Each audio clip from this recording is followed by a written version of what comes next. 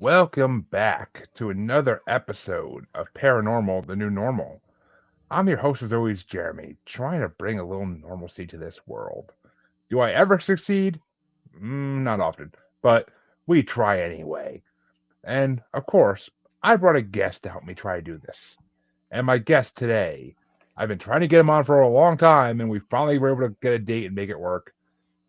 Anthony Ceballos, which I probably just destroyed that last name, the Wraith Prince himself. Yeah. From Texas Wraith Hunters. And how you doing tonight, Anthony? Doing awesome. Now Glad to you hear it. nailed it. You nailed the last name. All right, cool. All right. Yeah. And of course, Anthony is also the host of his own podcast, Wraith World Podcast, which I'll let him give all that information at the end so he can promote himself to the fullest. But the first question I ask everybody in this show, and the answers are usually different. What got you into the paranormal? That hard question. Yes. Well, it started for me when I was 5 years old. I ended up having, I guess, a near-death experience, and I actually died for 5 minutes. And after that, I don't know if that's what it caused it, or if we just kind of like born with it, or that kind of opened it up. But since I was five, I started to see, I could be able to see spirits in the house and around people. And as I got older, 8 years old, 10 years old, that's when it really started to ramp up, and and and then just started to grow up in it. And since I didn't have anyone to tell me that spirits weren't real, and to shut it down, it evolved. So throughout my life, it's just the way it's been. Well, that's interesting. Hello, Isaiah, and hello, Kimmy. What's going on, Apparently, Kimmy? Thank you for apparently she knows joining. you. Yeah. But Oh, Kimmy. oh yeah, And well, IG's from the Don Vic show. yeah. The Parapost family is huge, so it's hard for me to know. I know Isaiah though. He's been on a bunch of my shows lately. Well, But the other question I ask people is, what experiences have you had with the paranormal? And I know it's probably for you. It's probably a long list. So, what are some of the most interesting slash terrifying ones you've had? terrifying ones. Well, it's like when I was a kid. I mean, I could see, uh, I would see people, and they would look like I guess what you call demons, like they look in the movies. Just real ugly. That was terrifying right there for me. I mean, you're a kid and you don't understand what you're seeing, and so pretty much after that, I mean, I kind of got used to it. Only certain people I would see like that, and then as far as the experiences, I mean, we've had some in this investigation here that we're fixing to do. We're going back. It's a 2-year investigation. We've gone there 6 times. It's a forest in San Antonio, and I've spoke about it here recently on a number of podcasts and online. That place, man, in there, it's just something else. I mean, it's interdimensional. When you go in there, you will not come out the same. Your life will change. I mean, our life literally changed 2 years ago. We have never been the same. It cost me one member. He never, he just went, he did his own thing, and just left. So that was a pretty heavy, experience. And yet we're going back. We're gonna be going back there in 2 weeks. It's in San Antonio for our And it's 40th time. I mean, I've heard of forests being like interdimensional or just being portals for other creatures to come through. But so is it just spirits in that forest? Like, has there been like a big tragedy that happened there or something? Well, it's a forest. Of course, San Antonio, is built on native ground, and the whole Yeah. city really is built on top of native cemeteries. I mean, you can Google it and you can see the plaza where they'll tell you on there that they built this plaza on top of an Indian burial ground. So you got a lot of upset people there. The spirits are upset, and that's understandable. So you will hear a lot of drum beating. We've heard women crying. We've seen apparitions in there. like I said, it's like a candy store. If you name it, it's in there. But this place will challenge your mind and challenge your abilities. You will, like I said, you will not come back out the same. This has See, been out of the 40 years. This one has been the most intense one of all. see, I'm a big gamer, and I've been saying for a long time now they need to make an open world RPG where you're a paranormal investigator and you go around the world to all these different spots and like you have to go investigate them and find some way to put in like I don't know whether it be battling or just quest of some kind. Right, But like I could design it if I had to, but I mean not literally design it, but I could come up with the ideas if I had to. But I mean it's just they need to do a game like that. I mean yeah, I want a game where I can go look for Bigfoot in the forest and stuff like that. Like that's what I want. right, Like it's just that. I mean, I said I said 15 years ago they need a Harry Potter game where you can walk around and cast Avada Kedavra at everybody, and now they have it. I right, just beat it. I just beat it within like 2 or 3 weeks. So yeah. I mean, they need to have it. So I don't know. And what's going on, Dover Paratech? Glad to have you watching. But so I mean, I don't know. That's they say you put it out in the world and eventually it might happen. So Yeah. I want world, give me a paranormal investigation game, please. A good one for Xbox and PlayStation, but Mhm. and PC, I guess. But Yeah. it's just I don't know. It's a dream of mine. Like, I mean, yeah, the closest I think I've ever seen is like an Assassin's Creed 3 when like you go and look for like Bigfoot, but it ends up just being a hermit living in the woods. Right.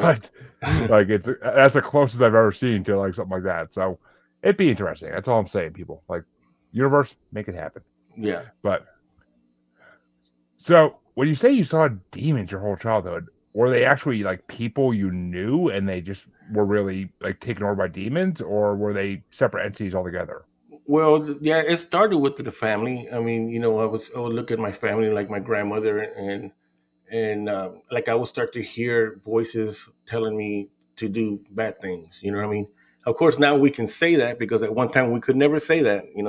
Of You'd course, be yeah. locked up in a heartbeat.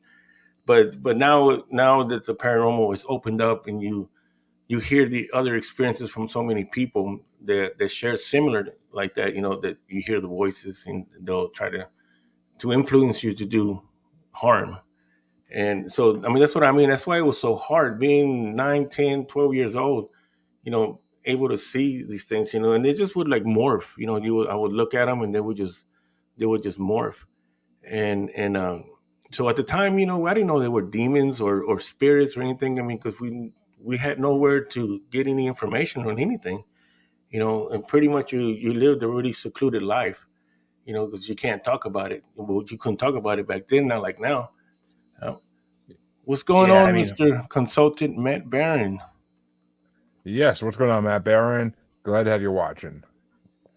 It's true. I mean, that's kind of why I named my show why I did, because paranormal is becoming the new normal slowly. Yeah, I mean, I never in a million years when I was a kid thought I'd be on a social platform like Facebook, let alone of all things. right. Like I never thought. I mean, you never knew that would exist regardless. And I never expected to see pictures of supposed Bigfoot and Loch Ness monster pictures on a daily basis. Yeah, Like it's insane. It's when I was a kid, the only thing you could see those on was Car- possibly a rerun of a TV show yeah, cartoons. or cartoons, or I mean, possibly even like the book in the library, the one book in the library on Bigfoot that I would take out all the time. But besides that, there was Yeah, nothing. Like they didn't even really do TV shows even until like the 2000s when I was a teenager. right. So I mean, And see, and that's when I started to see the paranormal was when, um, like I said, I've been around the paranormal since I was 5, so 40 years plus. It wasn't until the 2000s, in there, well, actually later than that, uh, that I actually found out that there was a paranormal community. So I've pretty much lived a really closed life. That side of me has always been closed. I've never spoken to anybody about it, and because I knew the consequences that would happen. And it wasn't until that Facebook that I really got on Facebook and just I don't know, just one day I just put paranormal in it, and then I start seeing. Well, it's, when the ghost show started to come out, and of course I still thought it was just on TV, but it was kind of cool. It was interesting because it's kind of like, okay, well they're doing this, and some of the things that they were going to, you can actually see it. You can see it, even though it's a video or show. They are at haunted place or places that have spirits, and you can see it in the video. And I'd be like, it's right there, it's right there. You turn around, it's right there, and so that's what really started I started to realize that there is other people like myself, and Yeah. so then when I started getting deeper into Facebook, then just started punching up paranormal, and I started seeing that there was a whole big basket of paranormal people, which I didn't even know you called it paranormal. I didn't even know the technical terms or the paranormal language. I just knew this is what it is. Didn't know how to describe it. Yeah, I don't even remember when I first heard the term paranormal. I couldn't even tell you, but I mean, it's just, I mean, I used to watch like Monsters and Mysteries in America and like Monster Quest and stuff like that, but I don't think they once ever used the term paranormal. They just tried to sell you on whatever monster they're talking about that Yeah, episode, or whatever three monsters they're talking about if you're talking about Monsters and Mysteries. But right, and the stories, I mean, the reenactments they did were always more comedy than actual like right. information. And see, and I grew up watching the Munsters. Now that you bring up Monsters, I grew up watching the Munsters, and for me, that was normal. Oh, I love the monsters. I love them. But it's funny. I mean, the the there's two. Oh, actually, okay. There's three, but the two funniest Monsters and Mysteries in America segments I ever saw were the gnome that was supposedly living in these people's shed, and like the laugh of that, the laugh they gave that gnome in the reenactment is stuck in my brain for eternity. It's Yeah, never gonna go away. And the shadow person slash hat man encounter on Monsters and Mysteries, because it was literally like a shadow man with a top hat, like yeah, smoking a cigar, and like the father was just like, I told it to go away and never come back, and it did. It never came back, and I'm like, it wasn't a shadow person then, because you have no control over them. You can't tell them just to leave, and they're gonna leave. Like, right. you need proper people to come in and take care of it for you. But it's just, I mean, it's funny. Like, I think back to it now, like, and I believed it full heartedly when I was a teenager, like that was the truth. But Right. now it's just like a laughing thing. Like, it's like, Yeah. really? That's what I believed. I mean, I actually might be starting a thing for this show, like a subscription thing where me and some guests watch shows like that, and then we like just do commentary while we're watching them, like Mystery Science Theater type stuff. But Right. it's just some of those things are so funny nowadays. But I Oh don't know. shoot! I thought you saw a spirit next to you. What was that? I thought you saw a spirit next to you. I live in a house with at least two spirits, so that's highly possible. I, I were you watching last night when I showed that video or no? I think so. Yeah. Yeah, because there's a video I have of well, here it's only freaking, what is it, 20 seconds long? Might as well show it. That's my garage. Right. Like, and then it comes back again towards the camera. At some point, there it goes. Right. Now, I would mean, you say that that's an orb? Because I there's a big, big thing right now that there is no such things as orbs, and nobody's really captured definite, no doubt of an orb. well, I mean, I think it's an orb, and I mean, Sean Kelly from Chasing Prophecy last and Pittsburgh Paranormal last night like confirmed that's an orb, because he says the only thing that are true orbs are white balls. They can't be any other color. They're white balls, Right. and that's literally what there was one of them in that video, and then I have another video, not my computer unfortunately, with two orbs floating around the garage, and I had another video I showed last night of like a bunch of orbs, it looks like, but he says that one is just dust, possibly. But I don't see how that's possible, because the, I don't have like open windows in my garage during the winter or anything, so, or an open door. So why would that much dust be blowing anywhere? Like, Right. I don't know. But Dover Paratech says people are only skeptics until they experience it for themselves. It doesn't matter what you tell them; they have to experience it for themselves. But they have to project their own light, he says, as far as orbs, which there's no light in my garage. I mean, there is, but there's no light in my garage that's on at that time Right. of night. I mean, there's only a camera which catches motion, and almost on an every other day basis, we catch some kind of video. Right. I mean, I've had mediums on my show straight up tell me like, yeah, you have a spirit in your house, and some of them say two, but some say one. And he used to have an antique car, and he likes to hang out in the garage and carport like he was working on the car, and like that's all he does is like hang out in the garage and carport and walk back and forth. Because my wife has seen like something in the driveway at night, like going from like walking through the garage door and Wow. going to the carport. I mean, plus, I mean, there's so much more. I went through it last night too, so I don't want to go into too much detail again. But basically, it comes down to chickens being killed and my dog being terrified of being in the back part of the garage. So, and hey, Josh, glad you're watching again. And What's going on, Josh? yeah, Josh has been watching my shows for a long time, so Yeah, he's he awesome. knows. He's awesome. Yeah, he's a good guy. But so I mean, I don't know. I definitely I know I live in a haunted house. It doesn't bother me. Like I don't ever feel creeped out anymore. Like I did when I first moved in. Like it seems like the spirit decided to leave us alone and just go hang out in the garage all the time. Yeah. So I mean, according to my wife, it doesn't like us because she kind of is sensitive to these things, and she thinks that it doesn't like us, and that and like she swears it was talking to her when she was in the garage one night hanging out with the dogs, like partying. But Right. so I mean, I don't know. I don't know what to think. I keep meaning to get a person I know a woman I know from Salem, Sunshine Star. Uh-huh. She's a clairvoyant among many other things, and she wants to come clear out my house. I just have to set a date for her to do it, and I'm kind of looking forward to it honestly because Yeah. it just I mean just to know they're not there anymore would be kind of nice. Like no more having to look around my shoulder trying to catch a glimpse of it or anything. But Right. what's going on, Chris? Glad you're watching. But I mean, I don't know. That's just me.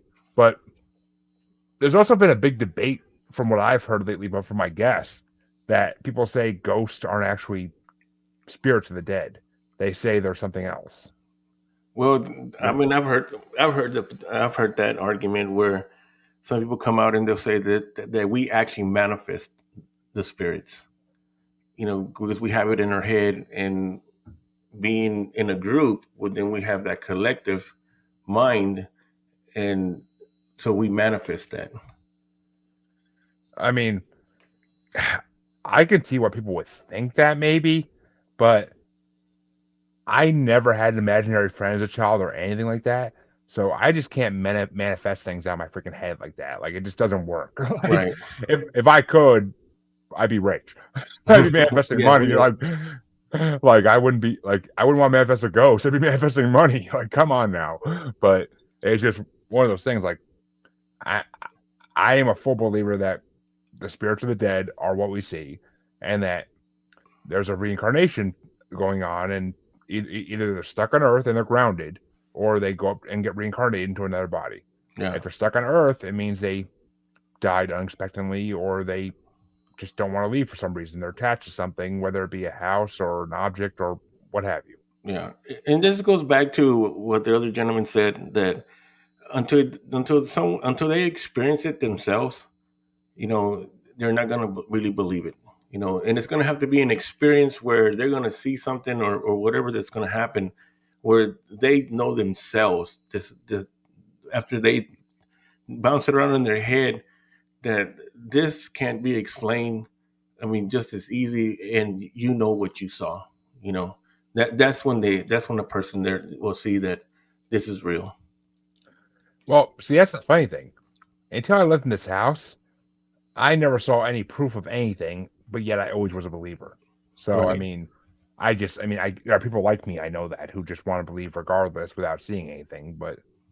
And they always say those that want to see don't see. And I'm a living example of that because in the last 5 years, I believe I've seen UFOs, a cluster of them.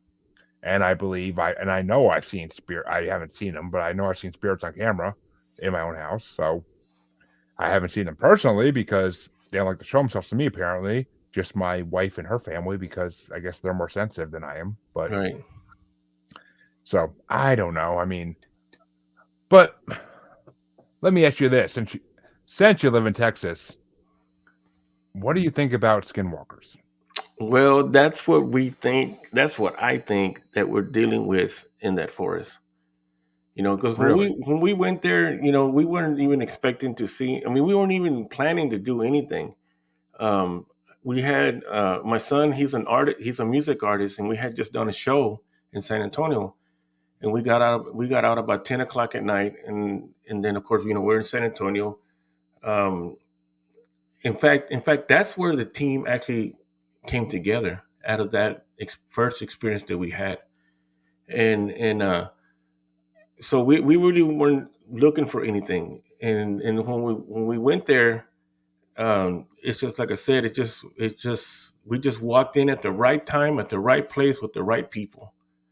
And I've heard this before, that some of these places will choose their people to show themselves, and if you have certain people with you that are that they have their abilities, or their energy is just right. And like I said, that's what I feel, that place just happened. We happened to walk into this place that it was at the right time, the right place, with the right people, and it just opened up. Which, yeah, I mean, the synchronicity of that happening Yeah, is just amazing. Like I'm a huge believer in synchronicity. It happens for a reason, and I, I mean, I don't know. My wife has made me walk through so many woods, including Freetown State Forest in Massachusetts, as well as we went to Leominster State Forest a couple weeks ago for a hike with the dogs, and they're both Bigfoot hotspots. yeah, And I mean, because Freetown's in the Bridgewater Triangle, and it's a huge Bigfoot hotspot. It was a huge satanic cult crime spot in the 80s and 90s. So yeah. I went in there. I went in there like, come on, let me see something. Let me see something. And nothing. Of course, I see nothing. But it's just like I want to see. Like I feel like sometimes it's just the fact that I want to see something so bad that there's like, nah, he's too anxious. We're not showing ourselves to him. Right. But I don't know. I mean, but do you think skinwalkers are actually based on an ancient Native American curse, or are they something else entirely? Well, the skinwalker is conjured by a native witch, and when she conjures it up, it's actually a man, and then she'll use it to do whatever she needs it to do. And that place, like I said, that one place, we've heard native drums, we've heard women crying. It's kind of like when we heard the women crying, it was like they were being massacred in there, Oh, and so with all the experience that we had, when we came back, I started doing the research on that land, and that land dated back because when they were building the dam in San Antonio, um, they found pottery there, and when they were digging up the dam, they dated it back 10,000 years. So uh, damn. the papaya natives that were there 10,000 years, and then so when I just started thinking about it, it's like, okay, so they've been here, 10,000 years. How many generations is that? And then where did they pass, and where did they bury them? Well, they buried them there. That's where they're at. Yeah. And then 10,000 years later, here comes, here we come, and they build a bike trail right through the middle of the forest. Well, you know that bike trail is probably going right over other cemeteries there, other native burial ground. And um, so, but what's there is when I started, to doing all the research on it, the first thing that popped in my head, and I didn't even think about really skinwalkers, because I've really never been into the UFO or the Bigfoot thing, or it's always been just paranormal, spirits and ghosts, and you know that type of deal. And so I really I never thought about all that until I started doing the research and putting the pieces together, that it started to lead that way. And there's more to it. I mean, I can't even start. I mean, the last podcast I did was 5 hours on that. That was just starting out on it. So, Jeez. and and but yeah, I do believe that there's a skinwalker or some type of being, because I have some stuff up on YouTube where there's a growl that comes out at us because we're in there about 3 to 4 miles in the forest, and it's just plain dark. And I'm one that we really don't use flashlights unless we have to. I like to be quiet, be in the dark, and just get into my in our place. You know what I mean? Yeah, of And course. so the way that felt, the ground was so deep. I mean, I felt it inside of me. It was just vibrated, and it went from one side to the other side, and then back to the front, and then behind us. But you never heard any noise, any rustling through the bush or anything. So this thing is just kept, like, it just manifested here, then it manifested behind us. But then, talking to other people, it's like there was more than one, and we did feel like we were being surrounded. I know that Mm, we can go to places sometimes, and especially in buildings or anything like that, and we can feel like we're being watched from all around. But this literally felt like we were fixing to be attacked. Like we're done. And so all I can say about it is that I believe my conclusion right now is that it's not an alien, it's not human, and it's not a spirit. It's something else. well, I'll let you answer this question real fast, but Dover Paratech asks, did Anthony ever investigate the Alamo? I hear lots of stories about that place. Yeah, the Alamo, it's got its spirits all around it. I mean, and then too, because there's so many people, and it's right in the middle in the plaza, right next to the Menger Hotel, which is haunted. That's where the Rough Riders used to go.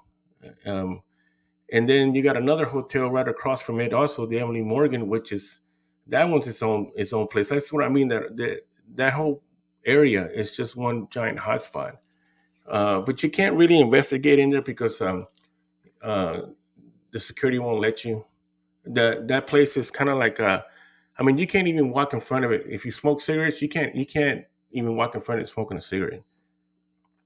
Really? Yeah, That's it's just so like it's disrespectful, and they have actually signs. I think that tell you that. And that's actually the they have law enforcement in front where they'll stop you, and it's a sacred ground of in a way. interesting. Josh says, I've been attacked by a black mass, which I'm not sure what that means even. I'm assuming it means by Satanist, but I'm assuming. But I It don't. might be in his trailer because I know he lived in a house that I think that spirit would catch things on fire. I mean, I know he was the caretaker of some haunted place, but I he's commented that before on my video, so I'm not sure. But feel free to give a little more detail there, Josh. But let me ask you this though: you feel like you're being oh, he says it means a dark entity, Yeah. which I don't. That's a black mass, though. I mean, I would assume a mass. I would assume a mass is more than one entity. I would assume it's like a congregation of them almost. Well, like a black shadow, Then I see those all the time. Okay, I like this comment. The goo in Ant Man 3 is an old Native American ceremony, turd and shrooms. I saw that movie, so that's funny that you said that, but I could believe it. And Josh says, I guess a shadow person, Yeah. which I mean, I shadow persons, shadow people freak me out. Like I never had to deal with one, but the idea of them freaks me out. Like I that got two of that them in here. I mean, supposedly my wife's sister, when she was here, not this past Thanksgiving, but the one before it, at our house, like a month. It was like a month. It was not even a month after we moved in. Like she was up at like 3 a.m. and 4 a.m. and she saw a shadow person walking from the hallway to the kitchen and then back and forth. Then it would stand in the hallway and stare at her, according to her. And the house they lived in, the house she lives in still, my sister-in-law, is in the Bridgewater Triangle and is on Native American burial ground. So they have my wife has all these stories of shadow people when she was growing up in that house and when her grandparents owned it and she would stay there. Like she woke up on it when she was a kid and there's just a shadow person like leaning over her and if and like she'll say like it feels like they're sitting on my chest. Yeah. So it's shadow people creep me out to no end. I don't want. I don't want to deal with one. I just Oh, they're don't. cool, man. They're cool. I don't. I mean, did you see that show on Hulu? I think it's called Monster.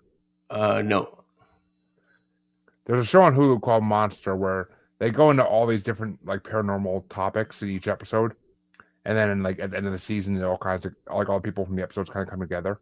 But there's one episode where it's a teenager dealing with he has a sick mother, and she's in bed all day, and he's dealing with like a shadow person invasion in his house, and it's just like it creeps you out. Like it makes you not want to even have chef people in your house at all. Like it's just like it's funny because that whole show was filmed in Kingston, New York, where I'm from. But I mean, it's just so many different paranormal topics. That was a good show. I like that show. But let me ask you this though. This is what I wanted to ask you. You say you feel like you're being surrounded in those woods, and it's Texas. I mean, well, it doesn't matter where it is in the United States. It's the United States, and it's the deep woods.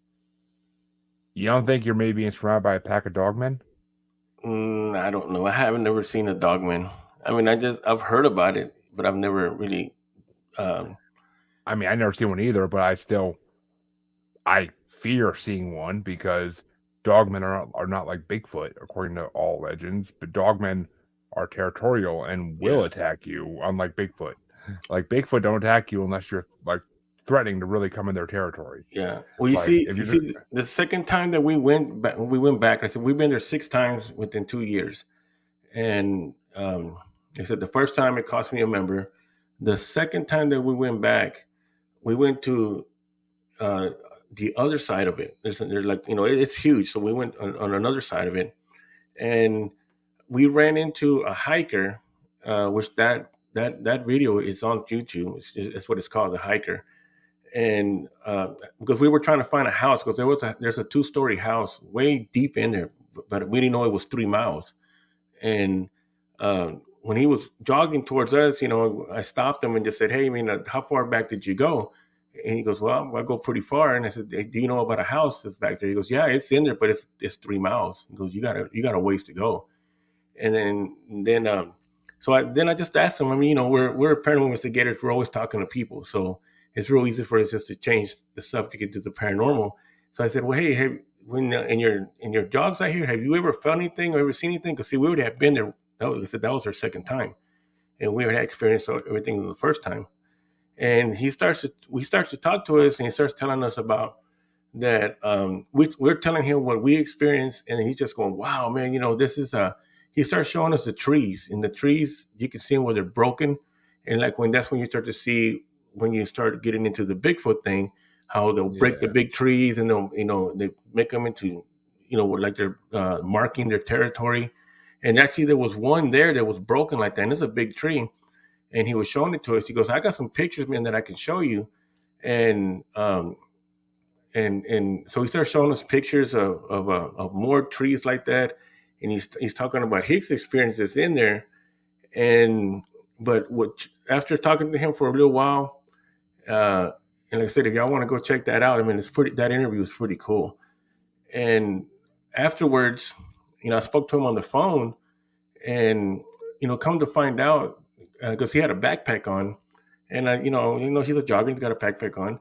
But I asked him, I said, "Hey, I'm not trying to be nosy, but what are you carrying in that backpack?" And I had a feeling already and he goes, "Well," I said, do you do offerings in there?"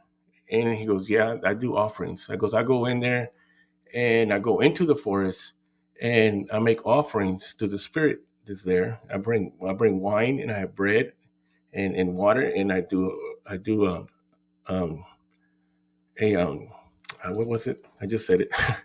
I lost my Offering. yeah, an offering. And it's because I started thinking about it in my mind when I was seeing that he's doing an offering, but also he's also in the Air Force and he's active. And Hmm. anytime that it comes down to being skinwalkers or Bigfoot, if you do the research and you see, the government is always involved in that. If it's a UFO or interdimensional Bigfoot or whatever it is, the government is always involved in it. They'll get the land and they'll shut it down where nobody can go in there anymore, and they do their research in there with it.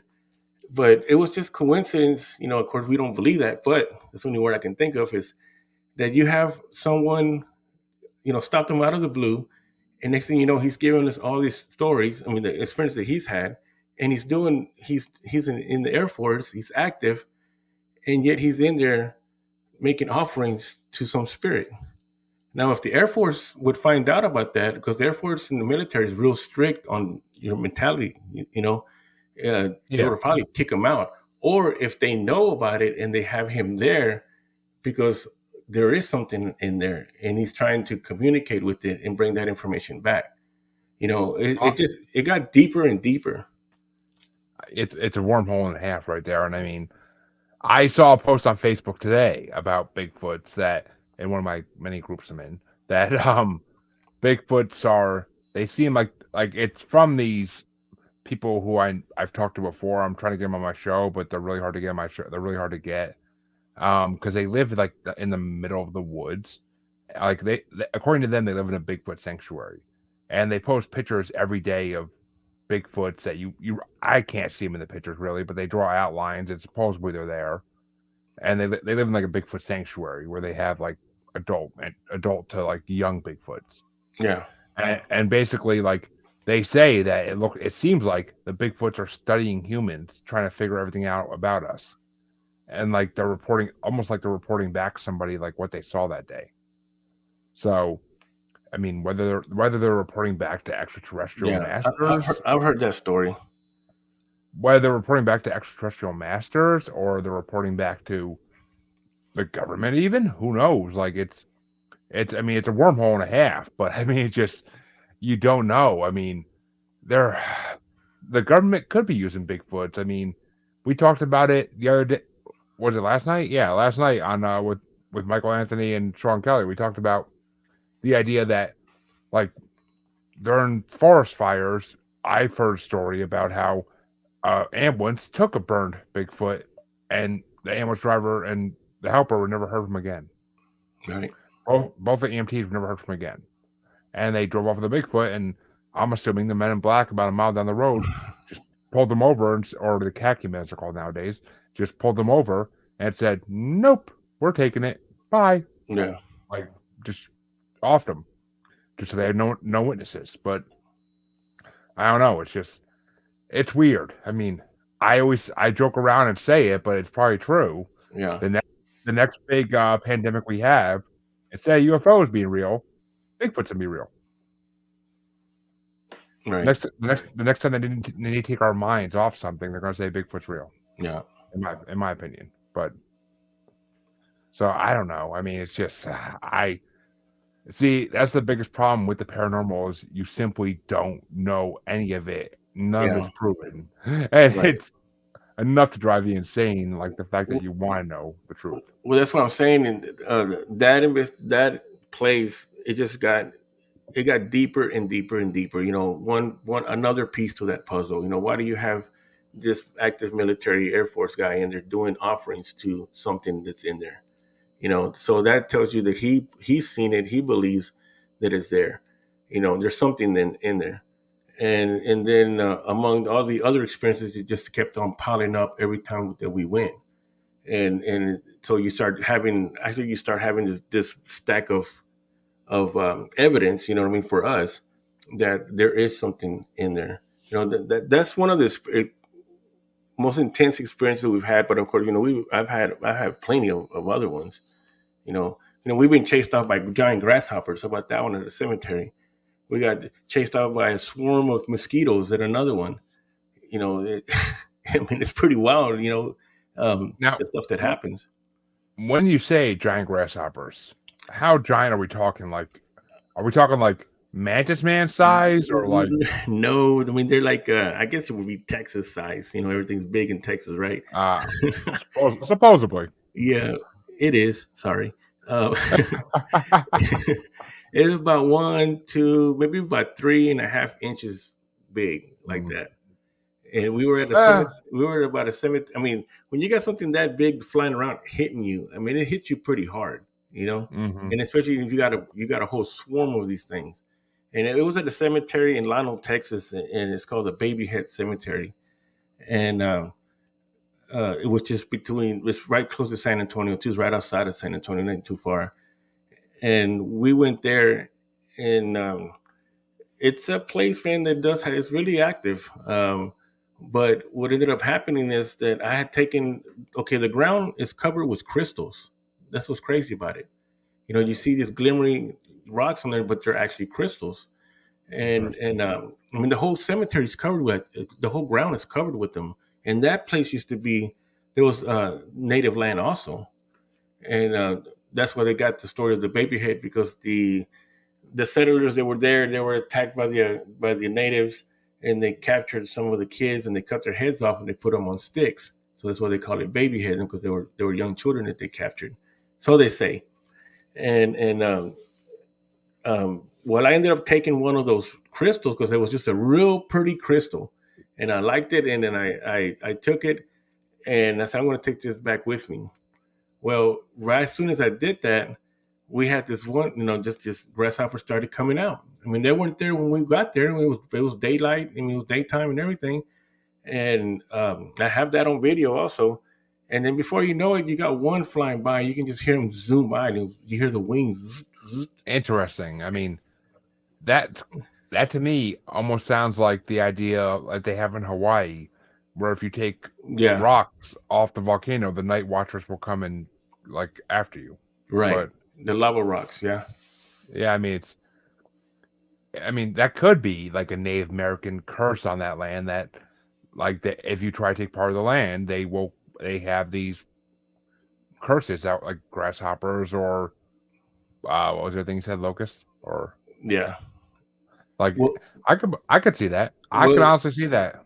when I was walking with it, and then they started to pop up, and they're like zooming by, and you can see them in the video because I had my camera. Actually, I had this little camera right here, and I was filming with this one, and they would pop the camera, they would hit it, and you can hear it, and then you start to see them come by, like one or two, then four and six, and then just started to multiply. I had that crystal in my hand, and you can hear me on the video where I didn't scream. It startled me. I'm not gonna say that. Hey, Yeah. I'm a Texas Wraith Hunter, and we don't scream. But one of those grasshoppers actually came and took the crystal out of my hand and flew away with it. Which that right there tells me it's a curse of some kind. They're there to reclaim what you took. And then But after it took it, there was like more that were coming out, and they started to hit us. I mean, and it hurt because I mean they have some hard heads on there, and I mean they were just popping us, pop, pop, pop, and it just I mean it was wild. We ended up leaving, and I still ran in there, and I still got that another crystal, and I ran off with it. interesting. I mean, it makes sense to me though. I mean, natives, if they want to protect the land, they always would protect the land if they wanted to, even after death. I mean, Yeah, because I mean, my wife grew up, or not grew up, but lived. Her grandparents and then her lived in on the edge of the Bridgewater Triangle, and there's this in the woods behind that house. There's a tree with all these eyes carved into it, and like they brought her. They went back there a bunch of times to drink and whatnot, and they literally were throwing like bags of empties back there. I know, stupid young kids, whatever, yeah, like empty beer cans, whatever. But I mean, but they brought their friend back there one time, and their friend is very hippie-ish and very like I assume she's sensitive to this type of stuff too. And as soon as she went in that clearing where the tree was, she's like, I don't like the vibes here. We need to go. We need to go. Like, she never took me to see this tree because she didn't want to go back to that place. But yeah, I mean, I kind of want to go see it and film it for the podcast just so I could be like, what the heck is this? Like, yeah. because obviously it's a native thing, because I doubt kids are going to carve that many eyes into a tree. Right. And Like, I know maybe, that grasshopper story sounds pretty wild, but hey, that's what we experienced. You experienced some crazy stuff. Like you said, we just can't explain it. well, I mean, I've heard weirder, so it's not even that strange to me. But I mean, the there's this. I'm a big fan of Monsters Among Us podcast with Derek Hayes. Have you heard of it? Mm-mm. It's a viewers call people call in. the average people call in and tell their stories about like experiences with the paranormal. It's I highly recommend anybody who's into paranormal listens to it because it's you can hear in their voices like the fear when they're retelling things. Like you can hear the fear, you can hear like they're not lying. But the craziest call on his show ever, and he's replayed it like multiple times because it's just insane, was a hunter from I want to say Georgia or Alabama named Mac, Yeah. and he was up in his tree blind, and he fell out of his tree blind deep in the woods, and he basically broke his back at that point. But according to him, and I've heard his story multiple times, he called in multiple times because he had bad audio connection, and I believe him. He was picked up by a female Bigfoot and forced to drink her breast milk. Mm. While hearing another Bigfoot in the background, he assumed a male, making noises like grunting noises, like kind of like saying like almost like we gotta go before more humans show up. And so the female eventually put him back down on the ground and left him. His family came a couple hours later or whatever and found him. But the funny thing is, he got to the hospital for his back, and the doctors all said weeks later his back healed faster than they ever heard of anyone's back healing from that injury. Right. Which, I mean, you put two and two together, and do Bigfoot breast milk have special properties to them that can heal? Like, Probably so. Sounds some good milk.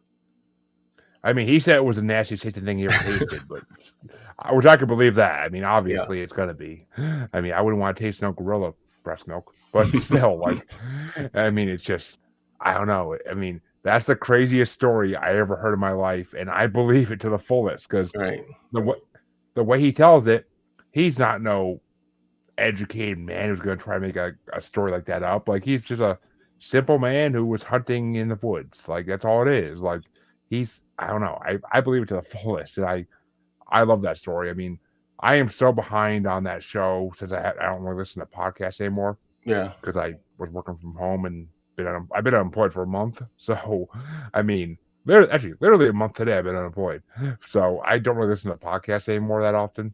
But that story is just insane to me. Like, I've heard some crazy stories on that show, including ones about people seeing what they believe were extraterrestrials in their bedroom, but they look like a chimpanzee in like overalls, like in Dunstan checks in, and a T-Rex in a doctor suit. Like, which it's highly believed by the host Derek and that by the people that called that they were extraterrestrials or grays that were shape shifting to make kids feel more comfortable. Right. Because they were based off some TV show or something. But I mean, I don't know. I've heard some crazy things in those shows, and it's just like it makes you want to believe in everything so much more. Like hearing people tell their stories in their own voices. It's not even like one of those shows where he reads it in his voice. Like it's their own voices. It's literally messages these people left telling their stories. Right. And I mean, Monsters Among Us. I had Derek Hayes on my show months ago, like back last summer. And I fully recommend anybody who's into paranormal listen to that show. It's such a good show. He's won the Paranormality Award so many times for that show. Like, it's just the idea he had to do that was amazing. Right. I say I talk about it on the show all the time because it's what reenacted my love for the paranormal was that show. Right. So now, do you go out and investigate?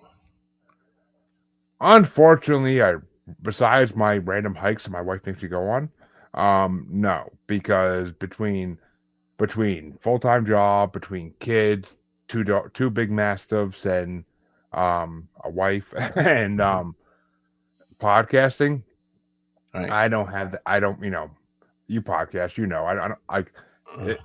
I'm on 3 podcasts. The time it takes is very consuming, and Yeah. there's just not. I mean, I personally don't investigate. I would love to someday, but part of me is also a little like anxious. I guess be the word to do it.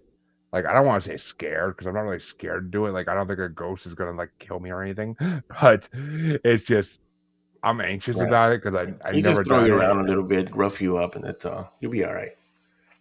I mean, I'm a big motherfucking man. I could take it, but it's just, I don't know. I don't know. One of these days, there's a mansion in the town I live in called the S.K. Pierce Mansion, Yeah. and um, the girl I know from Salem was just investigating it not long ago. East Coast Haunted, or what the hell are they called? I honestly forget what they're called right now, but East Coast Haunted, I think they're called. They just were up here like investigating it like back in the summer. Like I would love to go there and investigate because this mansion is so haunted that firemen and policemen refuse to go in there alone when the alarms go off. Yeah. So I would love to go in there and like they say the basement there is super haunted, but I don't know. I mean, I would love to someday, but I wouldn't want to go in alone. That's the thing. Like I want a professional with me who could be like, tell me what's happening. Like Yeah. I'd love to have like a medium or a sensitive person with me to be like, all right, here's what's happening right now. Right. Like I need someone there to explain to me so I'm not just like freaking out when I hear shit or Yeah. see shit. But I'll send you a haunted doll, and you can start with that. oh, that next time I go to Florida, I'm going to Key West and I'm seeing Robert the Doll. That's my goal. Mm. Because I haven't been back to Florida since my dad died in 2017. Right. So that's my goal is to next time I go there to go to a theme parks and everything.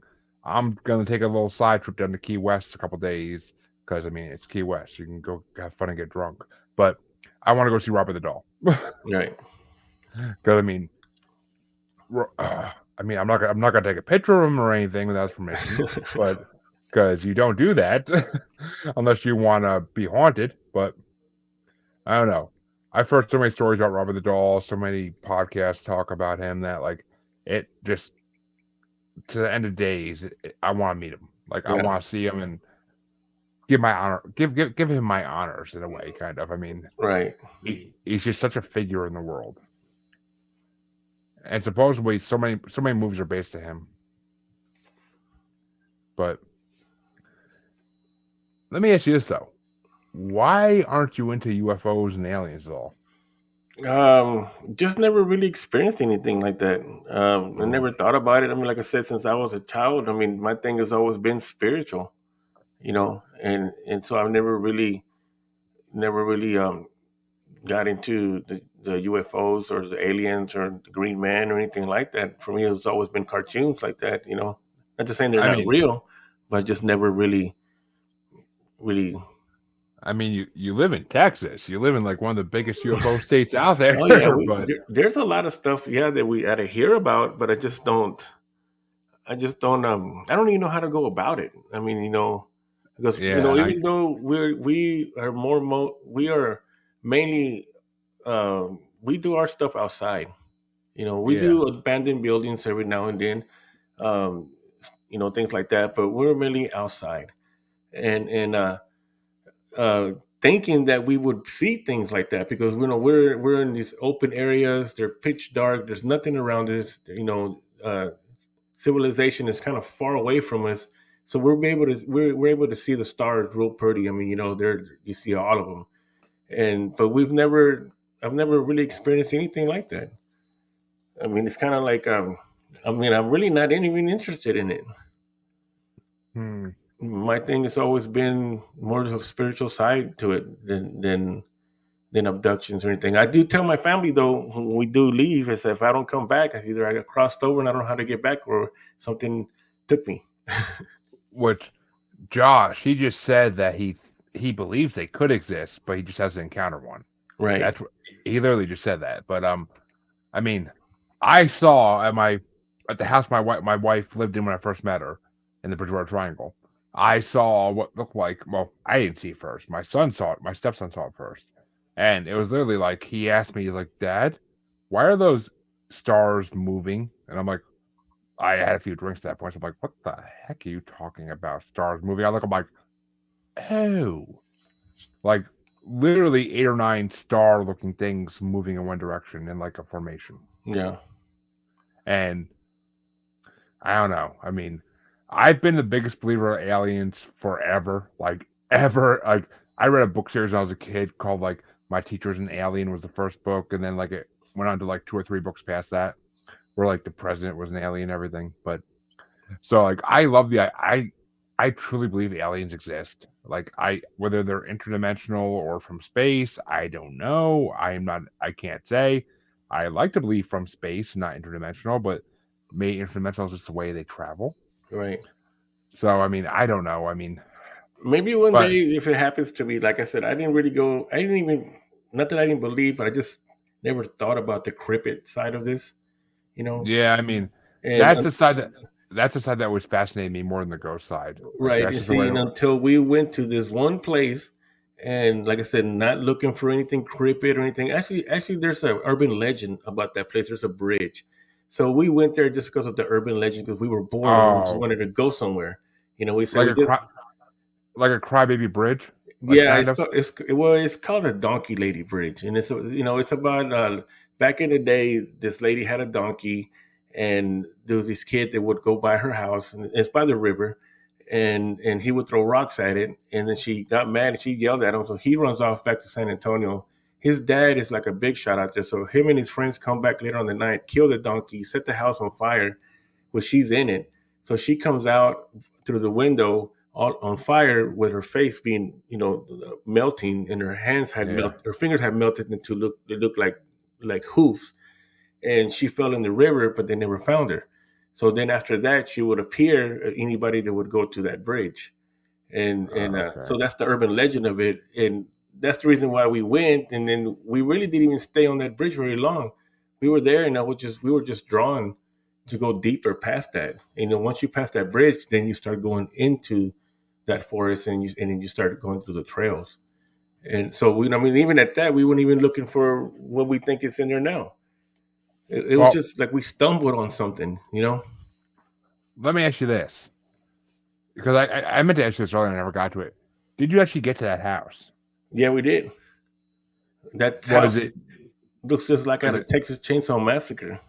I mean, Would- we went 3 miles. It's 3 miles in there, and of course, unless you're a hiker and you do this all the time, it's gonna kick your butt. I mean, we we yeah. by the time we got there, it took us like what over an hour and a half to walk there because the trail's not straight. It curves like this, and then it goes up and Yeah. down, and so you're working out. And so finally, when we get around this curve and we come around this curve, and then there's a fence, and then you could just see the house in the darkness. I mean, it's a two-story house, and it looks just like something out of, like I said, the Chainsaw Massacre thing. And it's you're 3 miles in there. That's pretty. It may not seem like it's far, but yeah, you're in there. You scream, there's nobody going to hear you. You know. Oh God, no. Yeah, So no. yeah, it was pretty wild. We did end up jumping the fence and going up to the house, and we did go inside, and it's an old house. I mean, it's the foundation. Actually, half of the house from the foundation up is the old style of rock, and then they built the house on it. But some of the walls are still stone, and the basement. We went in the basement because we had to jump down because the stairs were broken, so we had to jump down into the basement. And that was crazy because there was a table with chairs down there, and it's like a big farm because there's other buildings that are also, and they're just. I mean, it's real old. I mean, we did get some activity outside. We didn't get anything inside, but that growl again was that followed us all the way up there, and then it growled again. But this growl is not a growl. In my mind, it's like a giant gorilla because it was so deep that you could feel it when it would just growl. You could feel it inside your body. Yeah. Yeah, like that. Just real deep. And then I mean you don't know where it's coming from because it comes from here, but then it sounds like it's coming from here, but then you can't pinpoint it. And then you're so far in there in the dark.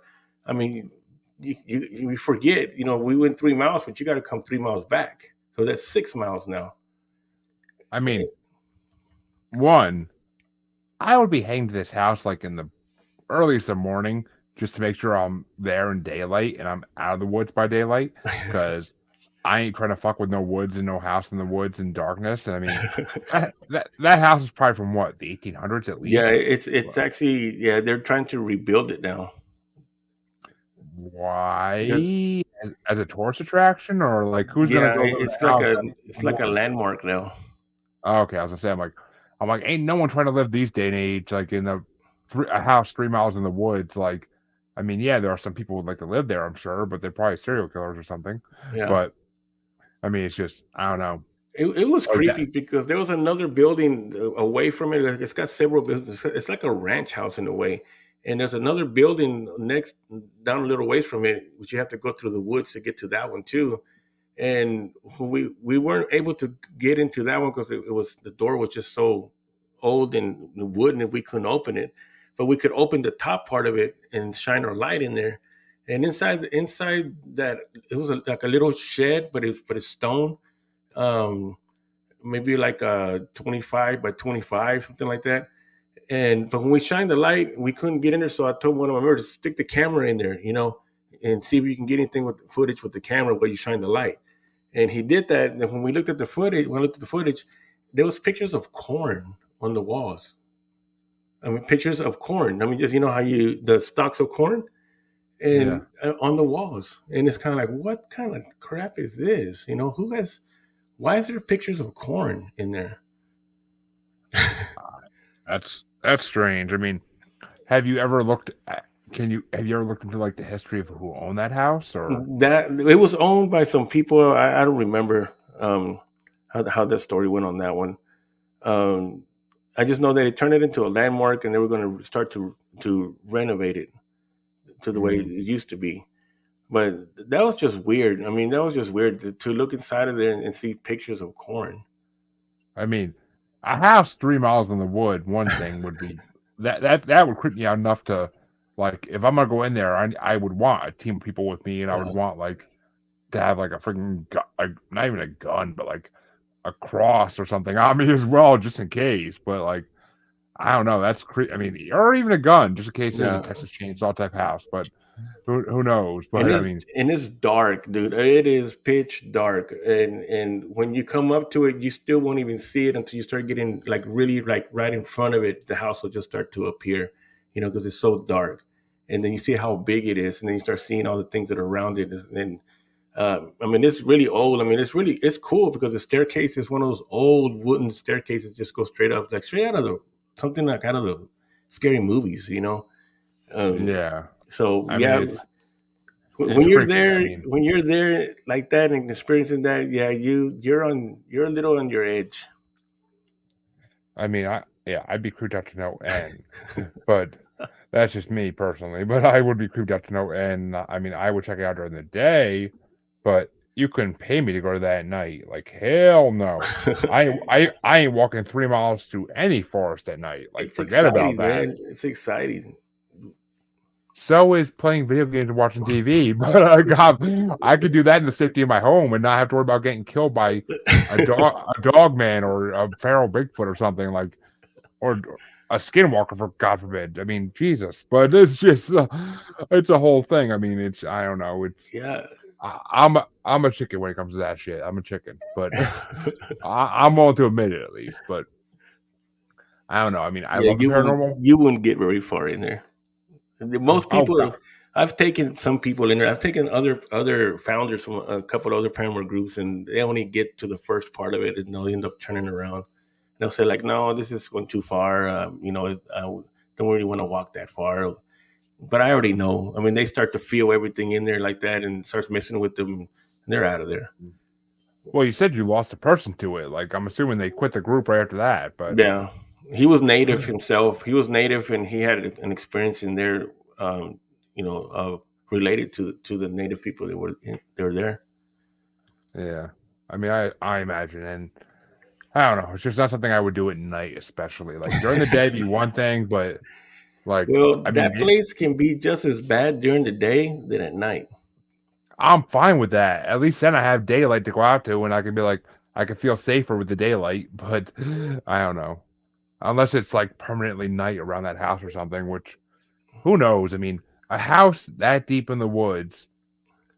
like, I mean, yeah, back in the 1800s, early 1900s in Texas, that probably was the norm for big ranchers to have a house that deep in the woods, and then they'd have to ride a horse into town for like 3 miles, Right. whatever. But I don't know. It's just, yeah, I couldn't imagine. I couldn't imagine. And the Texas Chainsaw Massacre thing kind of like just made me all more like, oh. That's the first thing I thought when we went around the curve right there, and then we looked, we could see it. And it's like, oh man, this is not right, you know. And then, like I said, then seeing the corn pictures in there, that just kind of even made it even more, you know, just out there. Well, was it actually like pictures, like taken with a camera, or was it like No, they're wallpaper? like picture frames with paintings. They were paintings of corn.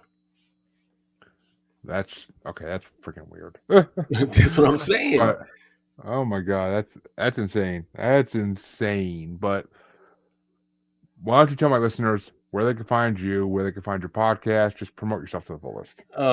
Yeah, you can check us out on Texas Wraith Hunters on Facebook. My podcast is Race World Podcast on Facebook, and on YouTube under Texas Wraith Hunters. So please, folks, go check him out.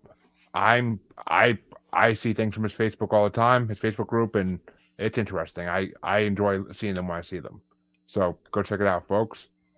Of course, all my listeners know you can find me on Facebook as Paranormal Normal / Maniacal Music Musings podcast with the S group. You can find me on Twitter and the Gram as at Juggalo Bastard. You can find me on TikTok as at Juggalo Bastard Podcast. And you can find me on YouTube as Paranormal Normal, where this is streaming right now, among other places. And of course, you can find me on the Antisocial and Parapost Network. But until next time, Anthony, thank you for coming on. We will have to get you on again at some point in the future because I'm sure there's more we could talk about even that we didn't get to. I told you just 5 or 6 hours just to top it off.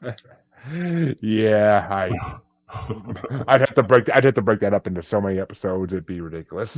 But because my listeners are used to hour-long episodes, basically, or nearby at least. But we'll definitely get you on again at some point, I'm sure.